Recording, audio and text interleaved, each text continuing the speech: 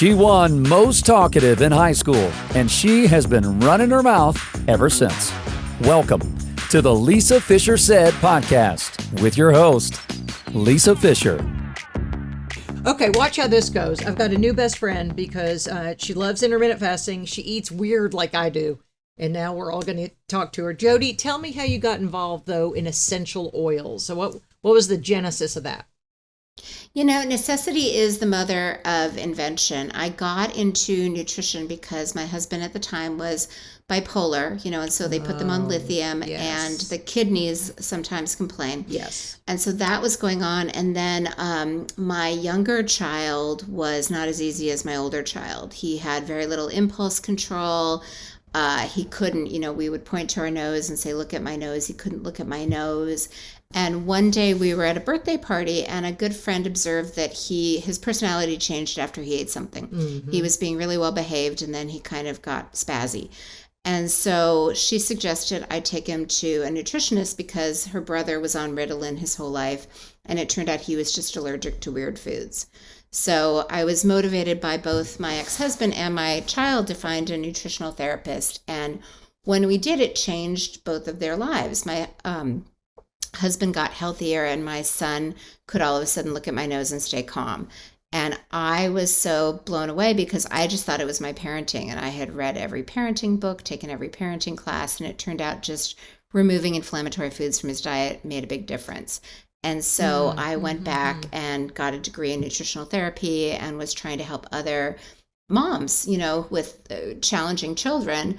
And because I live in Seattle where there's Bastyr, I wound up taking a muscle testing class, which for anyone who doesn't know what that is, it's just a really easy technique where you either touch a person or a child or have someone proxy you and touch the person or child.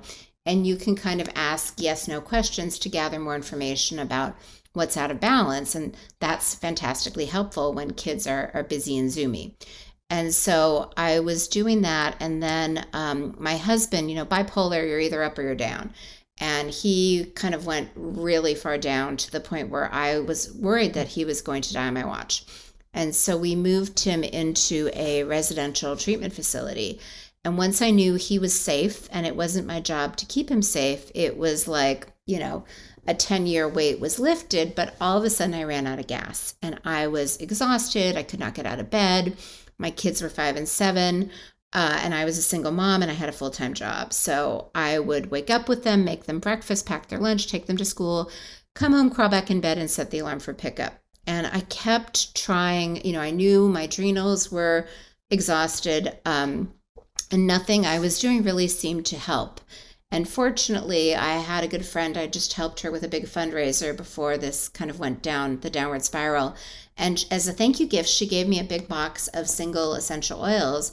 And as she was dropping it off, she said, these might actually help you because you have been so chronically stressed, which is chronic cortisol. And we know chronic cortisol causes chronic inflammation. I bet your gut is such toast that nothing you're ingesting is actually helping you. So, because oils can get through the nasal passageways and help the brain and get through the skin, this could actually work. And that was, I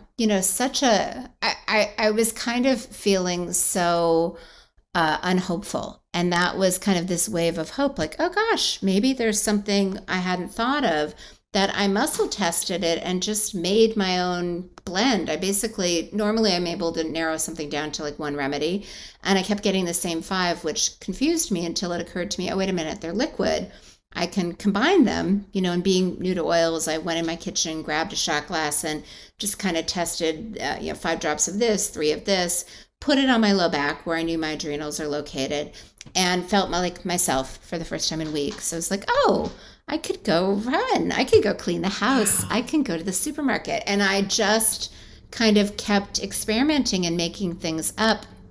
And then once I started feeling better, some of my friends were like, oh, we want to try it. That's really intriguing. And so they were trying it and it was working for them. And the nutritional organization that I kind of studied with had an annual conference. And at that point, it was maybe $200 to be a vendor. And my background was marketing. And so my friends were like, you should do something with this. So I thought, okay, this is, a pretty easy focus group trial test. So I just put together, a test kit. I made 100 test kits because I knew there would be like 200 people, 300 people attending. And we sold out in the first 2 hours. And people what year was that was in 2013. Okay, so let's go back to, because as a health coach and as a woman who's walked, we've all carried the burdens on our shoulders of our family members. So with that, I'm thinking of the self-talk you told yourself because you thought you were a bad mother and wife because you had two people behaving outside of outside the norm, which is really all families are outside the norm. We only see the Instagram photos and that's our highlight reel, right? So, but it's true. So really you were dealing with things that a lot of people deal with, Jodi. So how did the first thing you had to do, because our adrenals also react to negative self-talk. Yeah. So that was one hurdle. And then you had the other hurdles of a son and a spouse who you had to get healthy. So did you get healthy first or did you get hubby and son healthy first? Well, that's a wonderful question. I have always been fairly healthy. Like I've always exercised. I know, but too much cortisol can make a perfectly beautiful woman who's vibrant dying on the inside.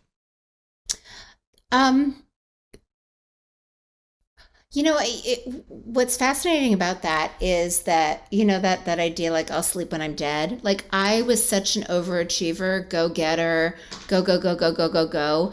And in a weird way, the cortisol didn't affect me until it did. And then it's so over. It wasn't. Then you are almost dead. Yeah. And so in hindsight, I don't know that I'm so sympathetic dominance, which means that I just manually override everything. I don't know that symptoms presented until it was like adrenal collapse. Yeah. I think that's really common with women, especially I'm seeing too. So in our 20s and 30s, we were spinning plates. I think we spin more in our 40s and 50s, but we don't have the hormonal disadvantage of dysregulation until after you've birthed the child. Then sometimes autoimmune conditions pop up and some other things. So you probably did handle it better younger. It's just that it's a house of cards. Yeah. And I didn't know that I was playing with an unstable house of cards. I kind of thought, because I had been lucky and successful. And so it was fairly easy for me to just try harder, research more, get up earlier, go. Work out more, and so, eat better. Yeah. Mm-hmm. And it doesn't really work. Well, let's talk. I think it's fascinating then. So did you start the blends on your husband at this point? He was in a residential treatment facility. I guinea pig everything on myself first. Okay. Like I'm always kind of my first. What was your first? What's the first go to? What's you in Essential Oils 101? Besides my bottle of lavender here. I'm going through my bottles that I have right here in Serenity. What are the 2 or 3 everyone should have? Well, for singles, lavender is amazing. What I kind of play with is this idea that blends are slightly different than singles, and I'll give you an example. So my go-to is our blend that I call parasympathetic. It's clove and lime. And so what I'm doing with it, it's so it gets a little complicated, but I'll try to simplify it. The reason, there are physiological reasons that we experience stress. And the primary one is safety and survival. Oh, sure. Our autonomic nervous system, which controls our automatic functions, breathing, heart rate, blood flow, all of those things, is basically designed to keep us alive. So be it a lion chasing us, or we turn on the news and, think we're all going to die, or whatever's going on, our nervous system shifts into the sympathetic branch, and sympathetic is survival. So blood is routed to our extremities so we can either fight back and flee. Everything not critical to survival is shut down. And this is what happens in the wild, right? The gazelle sees the lion, it runs really fast, it mobilizes sympathetic, it outruns the lion, and then it shakes and resets and kind of shifts back into maintenance. Parasympathetic branch of the nervous system, where you can digest your food and assimilate your nutrients. You can detoxify. You can anti-inflame. Your immune system turns on. And one of the sad facts of modern life is that so many of us don't shift into relaxation. Right. We just stay in sympathetic. And it could be always heightened, right? Always up here. Exactly. Anticipatory thought-driven stresses, because our body doesn't know the difference between, oh my gosh, I'm afraid of this virus, this relationship, this financial situation, fill in the blank, or there's actually a lion chasing me down the street. And so we basically kind of downregulate all of our maintenance and regenerative functions. And just like me, it works until it doesn't. Yeah. Like it's kind of like, the gas tank, it's full until you hit empty. And if you're not replenishing along the way, you hit empty faster. And so what I do with oils is I use them on specific target, like acupuncture points, reflex points, to help kind of shift the body into balance or homeostasis. So the gear shift between this kind of survival sympathetic gauge and safety parasympathetic gauge is your vagus nerve. It's the longest nerve in the body that most people have never heard of, cranial nerve number 10. Many ways to kind of activate it as a gear shift, but it literally connects the brain to the body. So it starts at the back of the head, splits, is most accessible. If you feel with me behind your ear, you're going to feel a bone. That is your mastoid bone. Yeah. That's where the vagus nerve is the thickest and most accessible to the surface. I thought it was in the abdomen. Is it not in the abdomen? It does. It then winds through the throat, the heart, the lungs, the abdomen, like every organ of digestion, detoxification. Right. But it's harder to topically access it through the abdomen. And so there's actually a surgically implanted device, like a pacemaker-like device, that the FDA has approved for epilepsy, migraines, and diabetes. Oh, wow. That's at that point. So, the surgery works. It's invasive and complicated. You have 2 surgeries. You have a battery. Right. It needs to get replaced. Right. Or you can just take, acupuncture needle or a stimulatory oil like clove and lime, put it on that point, and it literally works as a gear shift to kind of shift you into parasympathetic. So that's why... Through massage, then you're just massaging the area? You can massage it. You can just put a little dab like you might with perfume. Oh. There are many ways. None of them are wrong. It's really personal preference. But what I love about that is that, people used to tell me you're stressed. And I would think, well, I could get a massage, or I could go to yoga, or go to the spa. But then I still need to go home and cook dinner and clean the house and get the kids. It's not like my life, pauses and the stress goes away. And it's not like I'm going to quit my job or fire my children or get a divorce, although I ultimately did. But at that point, I wasn't ready to do that. So even though the world around you can feel kind of stressful and scary and out of control, you can control your response to it. You can control your physiology. Did you know that there is a connection between, I haven't turned the news on since March 10, 2020, because I had to protect myself. And the last few days, this is in September of 2022, we've had some bad news in Arkansas and really all over the country. It's such a mess that my husband told me yesterday, he said, turn the news off. I go, I don't watch it. He goes, get off your device because your device has news. And so a friend told me that there is a dopamine hit when we even get bad news, because I guess it hypes us up. And they say we get addicted to the dopamine hit of even bad news. So what is something with the clove and lime then help that calm down?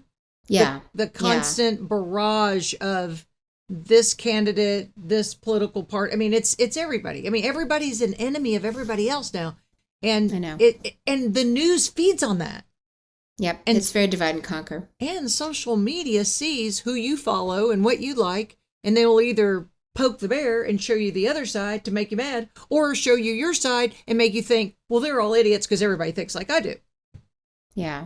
Well, I mean, here's an example that I think people can relate to. Like, we all drive cars, right? And there are times when someone cuts us off and we kind of don't care. Right. We're not in a hurry. We like the song on the radio. The sun is shining. We're all good. Yeah. And there are other times, the exact same situation, where someone cuts us off and 4-letter words are flying out of our mouths. And we don't even know why. We're like, wow, I'm really upset. I'm really, ready to rumble.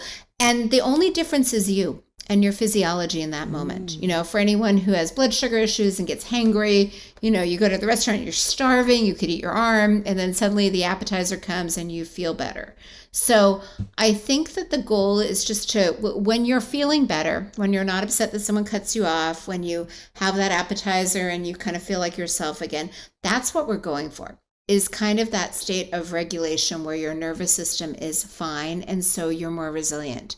You know, someone could say something that's insulting and you're able to just be like, oh, I wonder what's going on with them. Not react or respond. And so I think that's really the goal. And when you're regulated and balanced, you're not as reactive and responsive, and you don't need that dopamine hit. You know, it's kind of like, you know, you had your full dinner and someone comes with dessert and you're like, maybe not. It doesn't matter. You're flexible and adaptable. Okay, that makes perfect sense.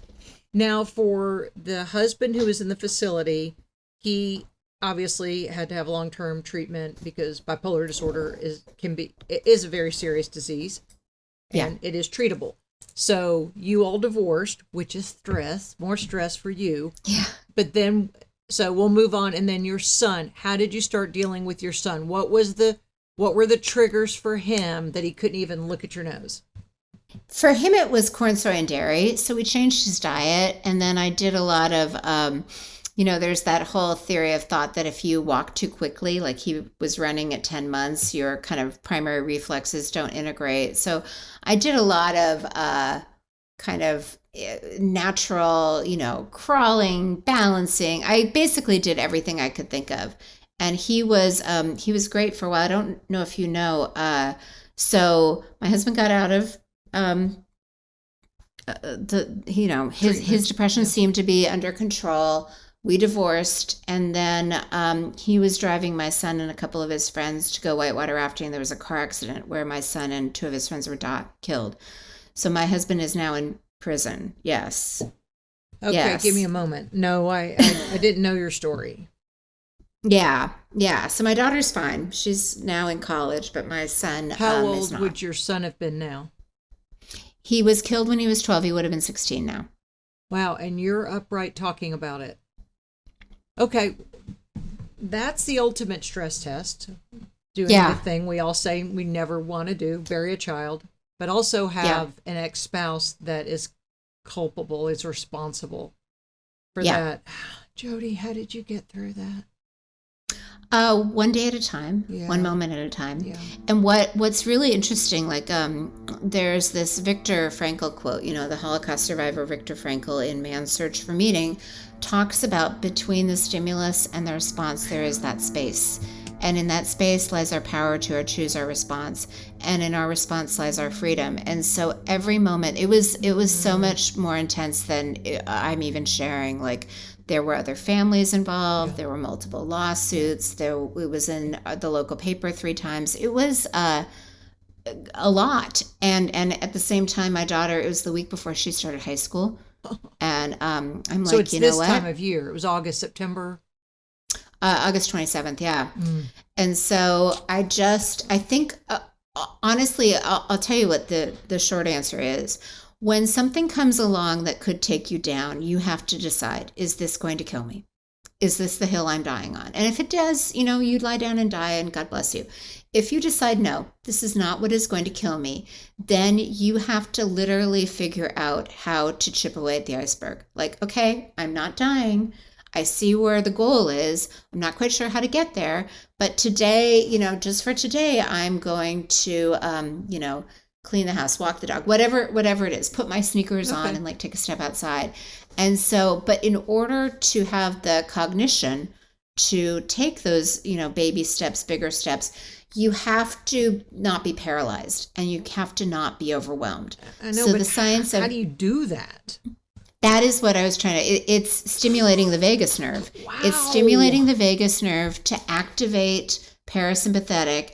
And what people don't realize is that a lot of that maladaptive thinking, the fear-based thinking, the victim mentality, it's all in the reptilian brain. So when you think survival is at stake, you actually can't access your problem solving functions, because, if you're contemplating the meaning of the universe, when the lion's chasing you, you're going to die. So it shuts down your access to your prefrontal cortex, which is your executive function. So when you are able to shift out of survival, sympathetic, into safety, parasympathetic, all of a sudden you see possibilities. The opposite of I do not feel safe is I have choices. But you can't access choices when you're in survival mode. So you have to literally calm your nervous system. And there are many ways you can do that. Oils is one of them. And kind of shift into like, let's brainstorm. Let's see options. Let's, I could make coffee. I could walk my dogs. I could go binge a show. There are lots of choices that I have. And once you feel like you have choices, it's easier to make a choice and then make the next choice. So is it the what about Bob theory of just baby steps? Yep, exactly. I mean, not to overuse a term or cliche, but those days of dark grief, even unloading the dishwasher, a friend once told me, was like climbing Mount Everest until she could get out, because she had buried a child, until she could get over the hump. And then the next day. So I guess it's making small goals every day. So did you know going through that, you'd already had your essential oil business for however many years at that point. Did you know that was going to be your first course of therapy? Did you know that they would really help you? No, it's interesting too, because there are definitely times. No, I had oils that research showed worked for grief, but for me, grief is different for everyone. Right. For me, it was almost like a Charlie horse in my heart in the middle of the night. Like I would wake up and I couldn't even breathe. I couldn't, it felt like I was going to die. And so what I started doing was kind of testing things, right? It's like when you have a cold and you buy everything in the cold and flu aisle and you're like, this one doesn't work, but this one does. So the one that helped the most was rose essential oil, or we have a lung blend. And I would just put it over my heart. And it was the equivalent of if you have a Charlie horse and your calf is spasming and you kind of stand up and put pressure on it, it goes away. Like it becomes manageable. So I just kept trial and erring. And I'm pretty meticulous. I kept a journal. So I had actually 2 journals. I had the journal of things to avoid, and I had the journal of things that worked. And I just, like if something, even people, if I would spend time with someone and they would make me feel horrible, I would just kind of give them grace and give them space.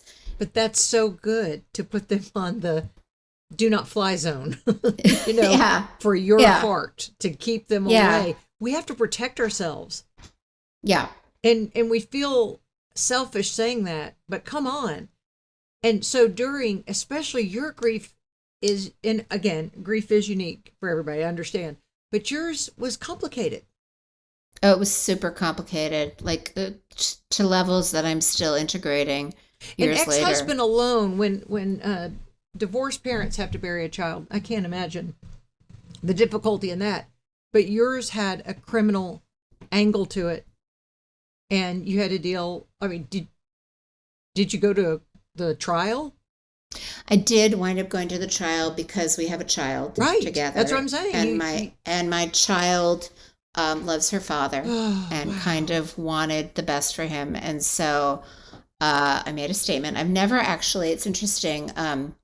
The other families have, written obits and done things. And I was very private. I really didn't want it in the paper. So I've never said anything publicly. And I was a little bit surprised that the paper did quote what I said at the trial. But the point was basically that I felt it was an accident. I mean, he made some poor choices, but I don't think there was any malicious intent, and I don't think that was the outcome he wanted.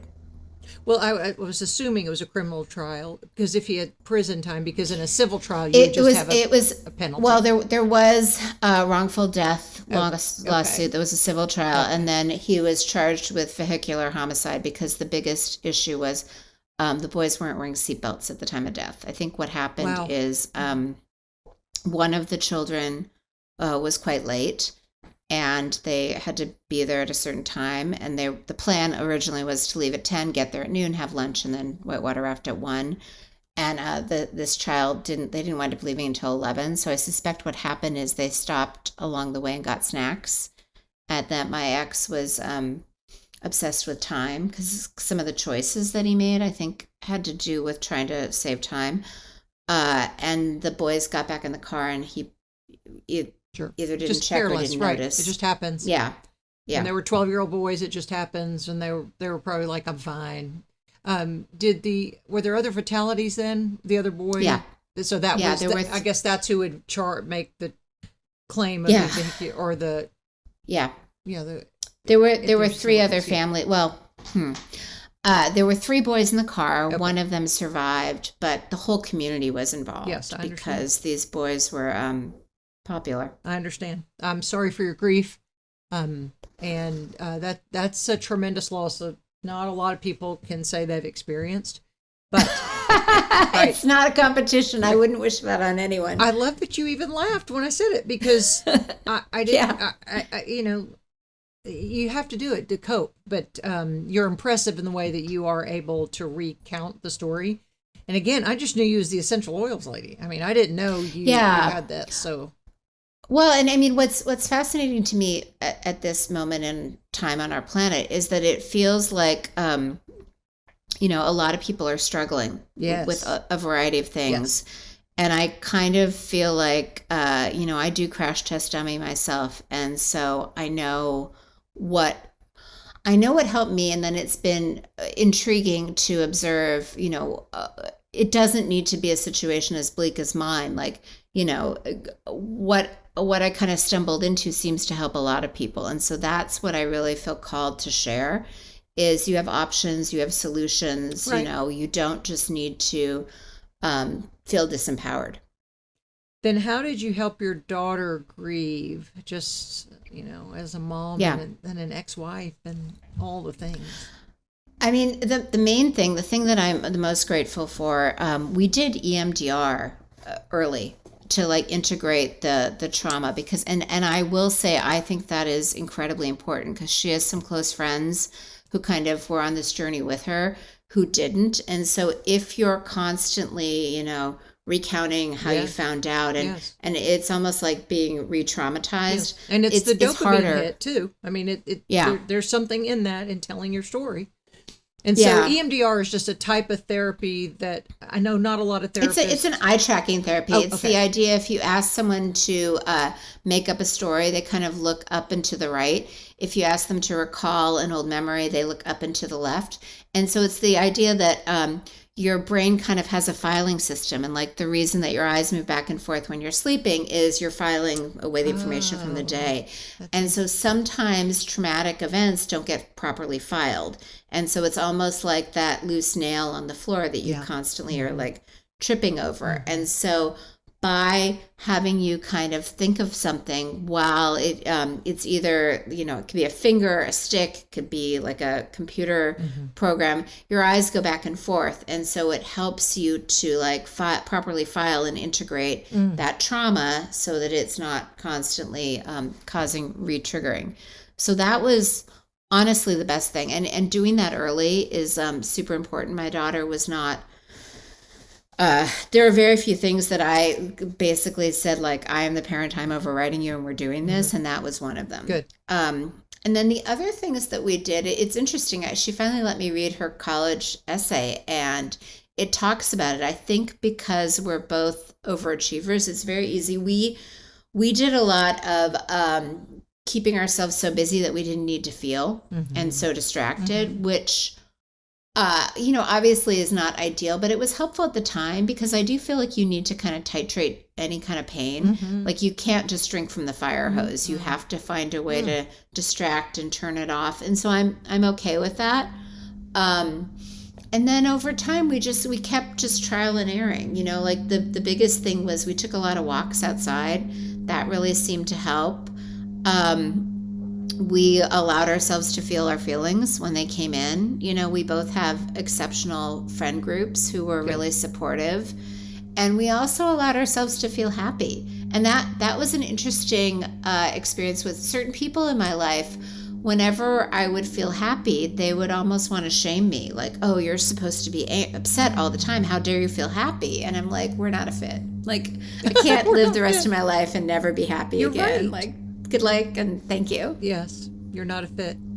Yeah. Okay, so grief recovery. Then, if you go back to the parasympathetic and the vagus nerve, you whip out. Yeah. I mean, you have Rose on your heart, Yeah. which I think is so sweet. I call it ground center shift is basically what I kind of the method. So grounding to me, it can be walking outside. There's certain essential oils that have deep roots in the earth, like vetiver, cedar wood, frankincense is good. You can put them on the bottom of your feet. You can smell them, or the parasympathetic. And basically what I find that does is it centers you. Like, remember that example of people cutting you off in traffic. It puts you in that state that someone could cut you off. Someone could write something inflammatory on social media, something outside of you could happen and you feel okay and you're not destabilized. You're like, oh, that's interesting, and you're able to just move on. Yeah. Yeah. Exactly. And so that's really the primary thing, is grounding and then centering, getting into your heart space. And that's where the discernment sets in, because so many of us, that are raised to be pleasers, like, oh, whatever you want, oh, we're good, and my friend calls it like, I got the baby and the groceries, you've got something on each arm, and good luck closing the trunk with your elbow or foot. Every mom can understand that. Yes. Yeah.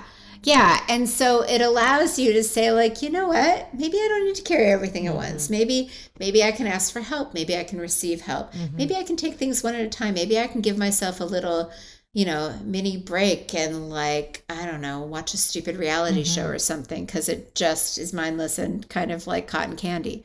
I think it's just, discernment is important. And especially for those of us that don't discern, just spend our lives feeling like we have to please everyone else. And it never even occurs to us to think hey, we can take a beat for ourselves. To give yourself permission. Yeah. Yeah. So in your overachieving self, then how have you been able to just kind of idle sometimes? How do people like you, I'm not an overachiever. I'm here for the party and the free Chick-fil-A. Yeah. I'm telling you that, I'm always up for fun, but overachievers, and we need you because that's how things get done in this country. But how do you give yourself permission then to just idle? I think having a child forced me to do that, because I think what I did honestly was she always came first. I could be in the middle of something, an important meeting, and I would just drop it. And I'd show up for her. And how I old would is she sit now? with her. She's 18 now. Okay. Well, it doesn't end. I mean, mine are grown and parents. Yeah. And it's a maternal instinct with it. And I think just by doing that, I'm you need me, I'm there. And that kind of taught me the discipline of, I can drop things. I can have those days where I'm nothing is going to happen today. I'm going to walk my dog 17 times and maybe drink 15 cups of coffee, and that's going to be okay. And that's fine. Yeah. Yeah. It is giving ourselves permission to be. Yes. Yes. And nobody else's definition of what time we need to be someplace. It's a mental health day. I mean, we all have to take a mental health day. And I guess protecting her mental health is very important to you. Oh, obviously. But what surprised me, that I kind of joke about now, is no one died. I could not get my work done one day and the sun still rose the next day, and it all worked out, and I wound up getting it done when I needed to. It wasn't the kind of paradigm by which I lived my life. I didn't need to lock into that. Things still kind of worked out even when I was a little bit more relaxed or flexible. It's so true. I mean, it's just so true. It's that's what wisdom gives us in aging, is the ability to look back and say, it's fine. Yeah. Then what's the essential oil oil kit for a college-bound kid? Oh my God, a lot of immune support. Yeah. They all get sick. They all they all come home. Mine all came home with mono. I'm like, who are you kissing? Everybody? Yeah, I know. Because 2 of them got mono, and we're so sick from mono. But they said everyone gets it, and they were they would share drinks in the dorm, and then I'm sure they're making out with so-and-so and share drink, and they're all sick. Yeah. Yeah. Honestly, I think it's that freshman drinking thing. They put their cup down. So yeah. Yes. So, I sent my daughter with parasympathetic, which is for stress. We have our version of thieves, which we call immune support. Yeah. And I just tell her to put it on the bottom of her feet. And then we have one I call breathe. It's a lot of eucalyptus that you can put over your throat so that when they get strep or mono or whatever, it kind of helps with the symptoms. And then she's such a cute kid. She was like, I want these. So we also have one for sleep that I call a circadian rhythm that she likes. One, for adrenal support that she likes when she exercises. She thinks it helps her run faster. All right. What would you do for that? Because what we all have trouble with, but especially in college, that adrenal fatigue, because we're firing cortisol at 9 o'clock at night, not at 9 in the morning. So what do you do to regulate that? Well, some of the adrenal remedies are what are known as adaptogenic herbs. And what I love about adaptogens, especially for the adrenals, it's not like it's a flat line. Like if anyone has ever had their saliva tested, you're supposed to have high cortisol in the morning, so you have energy to get up. And then during the day, it kind of wanes so that it's lower at night so that you're able to fall asleep. Right. So what adaptogens do, if it's low in the morning, it'll bring it up. If it's high at night, it will bring it down. It kind of meets you where you're at. And Goldilocks you, like makes everything just right. Yes. So I just tell her to put it on her low back. And that's what she does. And, it just helps, like if she's running a race, it kicks in and supports her. If she's anxious and kind of spinning for a test, it calms her down. It's just good that way. So you actually are treating the actual organ. I mean, you are getting as close to the organ that is affected by the throat. You said the breathe goes on the throat because of respiratory issues. That's exactly what I'm doing. Okay. Yeah. And so our adrenals are on top of our kidneys in the back, and they're tiny little things that fire adrenaline, but too much of, people in the foxhole too long get adrenal fatigue, and women who bury their children and have an ex-husband go to prison. Also, so were you drinking that stuff during all, honestly, you had to be doing things to protect yourself. Yeah, I was pretty much, it's funny, like the election, I was joking. I'm like, I can either be an alcoholic or put this on like every 5 seconds. So I was using a lot of parasympathetic, but I also, in fairness, I move a lot. Like I'm a fidgety soul. I have dogs. So I take a lot of walks, and that very much helps me. I'm pretty religious about sleep. I always try to get to bed at a reasonable time. It's basically eat, sleep, move. Like that was the other thing I forgot to say. In the first stages of grief, because everyone's trying to give you advice, and sometimes it's things that really aren't beneficial until like a couple months in. But someone said to me, all you need to do is eat, sleep, and move. And I was like, that's manageable. Well, I think that sometimes too much is too much. So if you can just distill it down to, because it's very hard when you're grieving, like, the reason people lose all this weight is that they forget to eat or they have no appetite. Yeah, they totally forget to eat. But you need to remember, like, I need to eat. I need to fuel my system so I have energy and capacity. So, and moving is great for the body, but it also helps you move through grief. Because I do feel like emotions are energy in motion, and the more you can move, the more you can release them. Well, if I'm doing the math, I figure you're out of your 20s or 30s. And if you've hit 40 and beyond, that's a whole different ball game too. What do you do for women then that are approaching perimenopause, during menopause, and postmenopause, because there's so many changes? Yeah, and so you kind of alluded to it earlier. Like basically when you're in menopause, the ovaries stop producing certain hormones and the adrenals take over. So if the adrenals are strong going into it, it's a much easier transition. You have a lot fewer symptoms. And then the other thing that happens is that the excess estrogen is eliminated from the body. Ideally, it goes from the cell to the fascia to the lymph to the liver to the gallbladder to the gut to the toilet. But often it gets congested in the gallbladder and doesn't leave or gets reabsorbed. So the more you can help support your drainage pathways, your liver, your gallbladder, we do have oils for that. The more the old estrogen gets eliminated and not recycled so that your hormone balance stays in balance. You can eliminate. So that's really how I support it, and then I also encourage people, like, take the Dutch test. Yeah. Figure out what's high, what's low. Yeah. Most of us, it's a pretty easy guess that you probably need some estrogen and progesterone, but why guess when you can test? Yes. So do you prefer the Dutch test is urine, and then saliva test, obviously spitting in a tube? Do you prefer the Dutch over any saliva testing? I truthfully don't have strong opinions. I just work do with something. yeah. Basically, just kind of get a baseline of where you're at, so that we don't, like for me, for example, often DHEA and cortisol is off, and so they try to supplement. For me, it wasn't, so I didn't need that, And sometimes it can just be wasteful. Other times it can really throw you off. So like it is a science, and let's get the science right. And that's just a good reminder that, it's just not a one size fits all, just as we're saying with grief or anything else. Hormonal changes definitely are very unique. And we can't run to the supplement counter and say, well, my friend is taking DHEA and my friend is taking, because that may not be the thing you need. Exactly. And they should find a health coach or a practitioner. Yep. Like, I just feel like you're so much better off knowing what's going on with you and then getting kind of a customized solution for wherever you're at. And of course, all your information will be in our show notes for the podcast, so people can definitely click on that link, because you actually have, I guess, they're proprietary blends that are unique to your business, right? Yeah.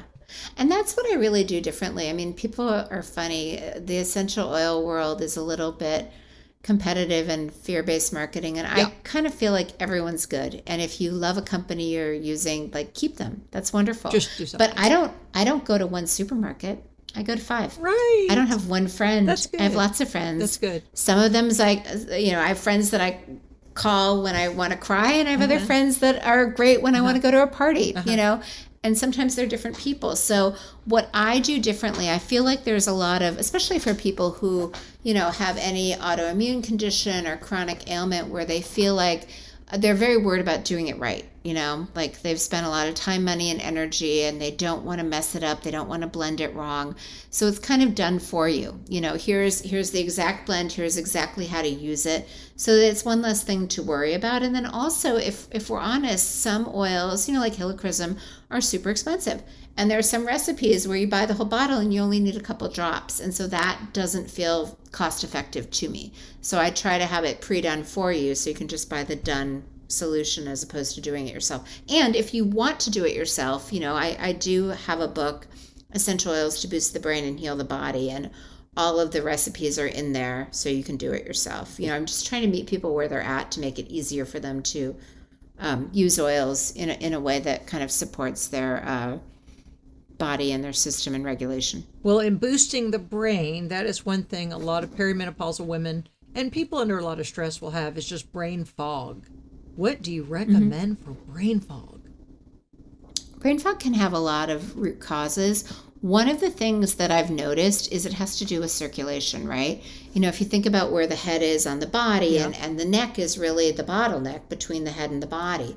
So sometimes often what's happening with brain fog is that the good things, like nutrient-rich oxygen, can't get in. And the bad things, like pathogens and toxins and all these things, can't get out. So when things don't drain down the neck, they stay in the head. And then the immune system responds and inflammation occurs, and that's when you have brain fog. So the more we can help support drainage in the neck, and this is where topically applied essential oils are actually rock stars. One of my friends, Dr. Christine Schaffner, works with a lot of chronically ill people, and she's been taking kind of sonograms, photography of the neck, and finding congestion. And the way I like to illustrate that, like if you've ever sat in the middle seat in an airplane, like between two linebackers, the armrests, you're not putting your arm anywhere. Right. You're congested. So if your lymph is congested, or the vagus nerve can get infected, or the fascia is constricted, nothing's moving. So it's like a traffic jam, right? So the more you can topically apply essential oils, we have a lymph blend, mint is good, frankincense is good. And it's a downward drainage. So you're going to just want to, go along your neck and just kind of gently drain down, or the clavicles can be a bottleneck. You can do kind of gentle butterfly touches on the clavicles. You're just helping the garbage leave the brain so it doesn't trigger inflammation. You're also, by kind of moving the lymph and making it less congested, allowing for more space for the vasculature. And, we have a circulatory blend, a lot of oils vasodilate, like peppermint's a great one, black pepper, cypress is really good. There are a lot of things that you can use, but basically what I'm trying to do is line up with the body and how it's supposed to work, and just make sure that the body, works optimally, because when the body is working optimally, the good things get in, the bad things get out, and, nothing stays too long and you feel better. If a little is good, is a lot better? No. So how do you dose then? I tell people, well, one of the things that I'm kind of famous for, and one of the reasons I wrote the book is, I think a lot of people are like at an all-you-can-eat buffet, and they're like, I have every symptom, I need every oil. Right. And what I say to that is, let's start with sleep. Because if you're not sleeping, it's going to be hard to heal. If you're not sleeping, you might crave sugar. You might have low energy. Yeah. You have all of these things. So let's fix your sleep. And once we fix your sleep, let's reassess. And once they fix their sleep, then the next thing is stress. And most people do have stress, like parasympathetic.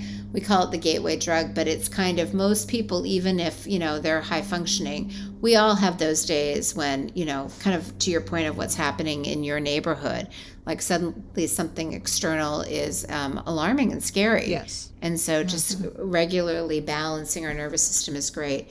And then the third thing is kind of detoxification and drainage, because you have to make sure that the garbage leaves the body.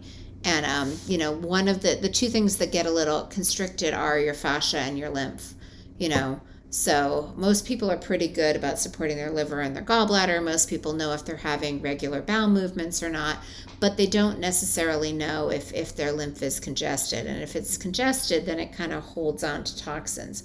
So just regularly moving, anything you do that puts your arms above your head, great. And, there's dry brushing, there's any kind of like neck massage. All of these things are good to just make sure, it's like brushing your teeth. It's preventative maintenance. And I would say, because of where you said you live in Seattle now, when I know it rains some, but glorious weather, you're outside probably a lot. We do in Arkansas have about 10 minutes worth of cold weather. And then we have summer where I think it's more humid. I don't think hell is as humid as our summers are here. So is part of your therapy too, just for your body, is that you are outside, you are, like you're saying, you are moving. And then when you're going outside and moving, do you have essential oils on under your vagus nerve? I do.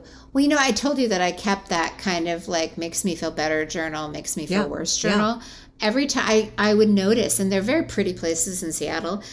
And even, yesterday was a bizarrely hard day. If I can go outside to a pretty place and move, or I can go to a yoga class, I always 100% of the time feel better at the end. Sometimes it's hard to get myself there because I feel so, yucky. And whatever, it's like my own head of, they say if you want to go running, it's not about going running. It's about just getting your shoes on your feet. Yeah. And once your shoes are on their feet, you'll get out the door. So I kind of just try to get myself there. And once I'm there, I start to feel better. Isn't it funny how really, I guess, I'm not complaining about the Industrial Revolution, but we've over-industrialized even our exercise, even our relaxation, when really, if we just walk outside with no shoes on and get on the grass, you feel better. I mean, pain goes away. And it's because we think, well, I have to get in the car and go someplace and join that gym and lift those expensive weights. Yeah. No, really, you can just go outside and get sunlight. And it's amazing how you'll feel better.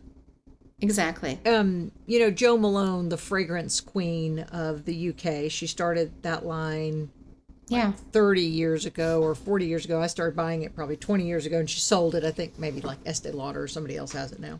But her story was she would be in her English garden and just gather lilac and lavender, and she started making these fragrances and how it appealed to people. So is that kind of how you were just in the forest and going, oh, I love the way eucalyptus smells and it makes me feel better.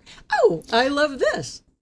No, it's a different process for me, and it's interesting. I think I told you I'm dating this guy who's like a champion fly fisherman, and just watching him, he's got what they call fishy sense, and what that means is, no, he just knows. He like knows what part of the river. He knows when a hatching is going to occur. Like it's almost like he's tapping into the field and he can read it, and that's how it works for me with plants. I get a very clear intention of what I want to do.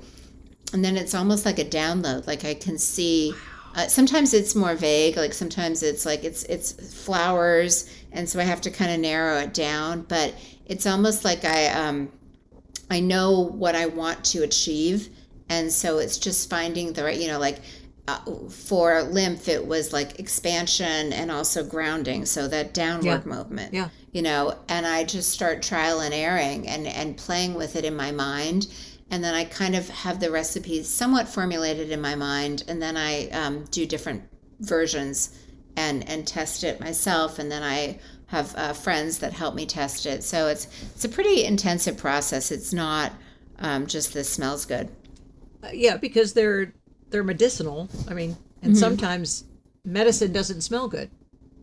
Well, but also it's fascinating when you combine things, like even think of some of the recipes that you eat. Like sometimes they'll put things in salads that you're like, that's such a curious choice, but it tastes amazing. So you never know. Yeah, that's exactly right.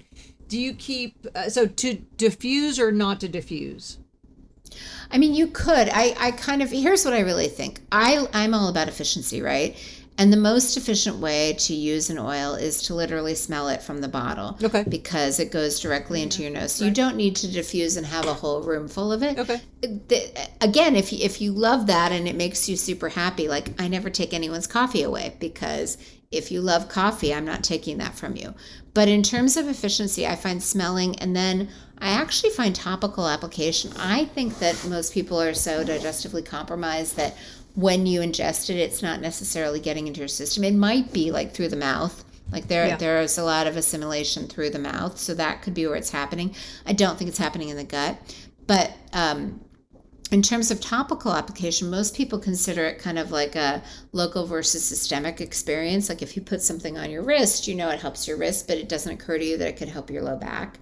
But when you put something topically on an acupuncture point or a reflex point, that has a different pathway in the body. So I find that to be a super efficient way to use oils. Okay. But again, if you're drinking your oils and diffusing it and you love it, like keep doing it. I'm not going to tell you to stop what you love.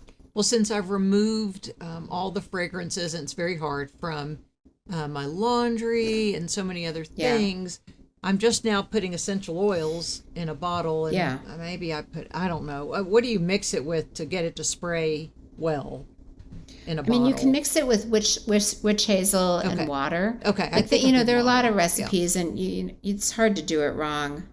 But will those oils then stain our clothes? Some of them do. Like the blue ones, like blue tansy can. You have to be careful. Okay. Yeah. Lavender probably won't, but. Okay. Now I'm smelling, so I have my essential oils right here, and I just smell it.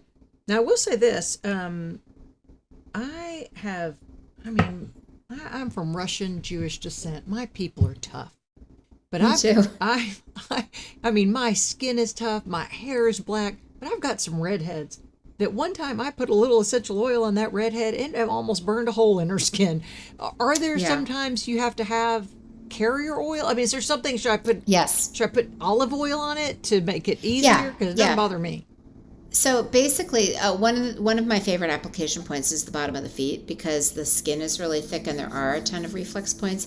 So there are oils that are hot, like oregano, thyme, cinnamon, clove. I think it was and what hot means is if you were to put a drop on the arm, it might feel red, it might feel warm. And so I do encourage you always, always, always test a super small amount to make sure you're not reactive. Some of the citrus oils like lime, it's really interesting. If it's pressed, then if you put like lime on and it's pressed lime and go in the sun, that could cause photo damage. But if it's distilled, then it doesn't do that. So there are certain nuances, and that's one thing, like, our lime is distilled, so it's not going to have a photo reaction. But if you accidentally do put an oil on your skin and have a reaction, our tendency is to flush it out with water, but remember, water and oil don't mix. Right. So you're better off taking any oil in your kitchen. It could be coconut oil, it could be olive oil, whatever you have on hand, and just dilute it, and it will feel better. Okay, so you can be skin sensitive or some sensitivity to an oil. Yeah. All right. Oh yeah, absolutely. And do you cook with them too? I don't, but like I'm friends with Eric Zielinski. He does.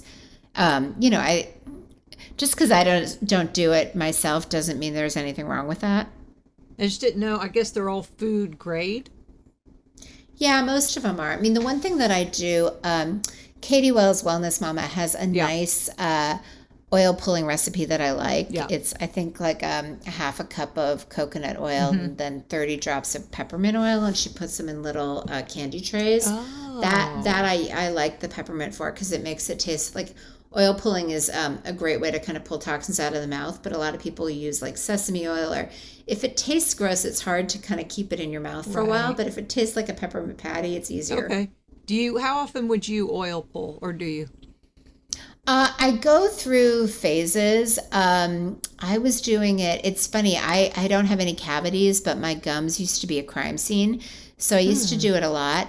And then I realized my friend Trina has this company, Primal Life Organics, and she's got this dirty mouth toothpaste that I swear to God is life-changing. Like I started using that, and all of a sudden my gums are not a problem at all. Yeah. Okay. So I find that slightly easier than oil pulling. So I've been doing that instead. Yeah, the oil pulling, it's kind of monotony. You're sitting there just swishing. Yeah. Well, and it's a little yucky feeling. It's odd. Yeah. I mean, it works. It's not bad. But I kind of feel like this is my thing. I'm always looking for like, what's the easiest, most efficient way to get from A to B? I like that. And I think oils work in that capacity a lot. I'm just always trying to find, how do I do this in an easier, better way? Okay, it's a Friday afternoon that we're recording this. A lot of people might have a glass of wine. What essential oil are you going to have today for happy hour? Like, what will you do to kick off your Friday night?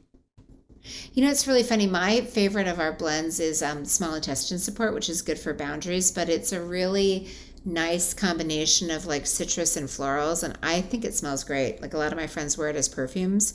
I have been invited to a party tonight, so sometimes I get overwhelmed with lots of people, so it helps me to kind of have some boundary protection on, because then I feel more confident. What's your website, just so if someone's listening and they can't get to the show notes?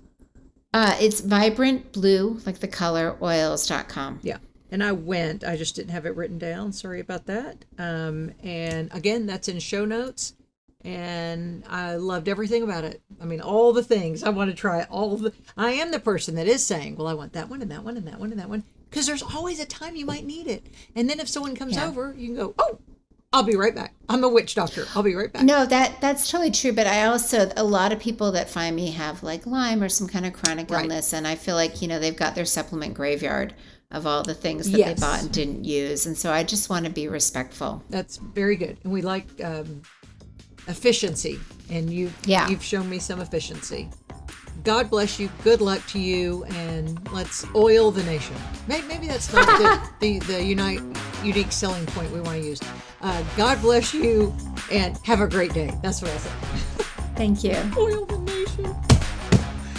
Thanks for listening to the Lisa Fisher Said podcast. Be sure to hit subscribe and download all the episodes and leave a review, won't you? The Lisa Fisher Said podcast is produced by ClantonCreative.com.